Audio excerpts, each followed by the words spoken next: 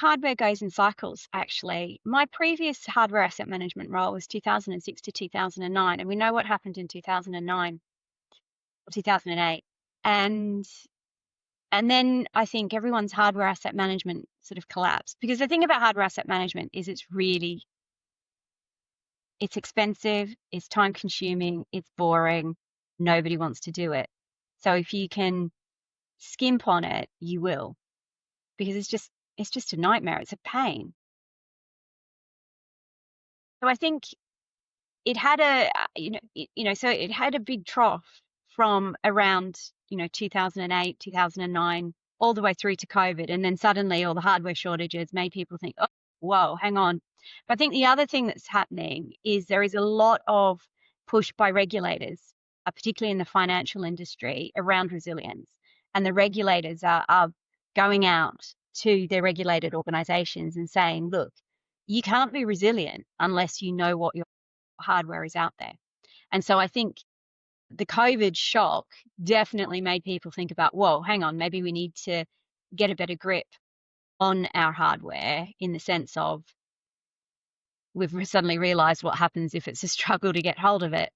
That I think the ongoing momentum is because of the resilience that this resilience push. So DORA in the EU, and then all the there's a number of different regulations and things in the States that are, and the UK as well, that are pushing through this emphasis on resilience.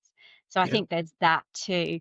And then the other thing as well, of course, is and it's been something that has been bubbling away for a long time.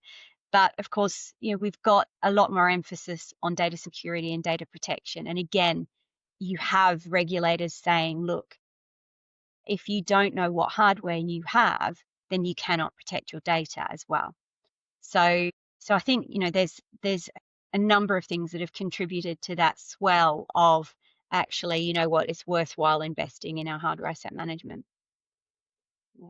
I think it's interesting too to look at the roots of where that sort of drive for protection of personally identifiable information is coming from, with regards to the US as well. And it's the reputation of organizations and their share price on the New York Stock Exchange. So the Securities and Exchanges Commission are fairly beating a drum at the moment, because they don't want another Enron. Mm-hmm.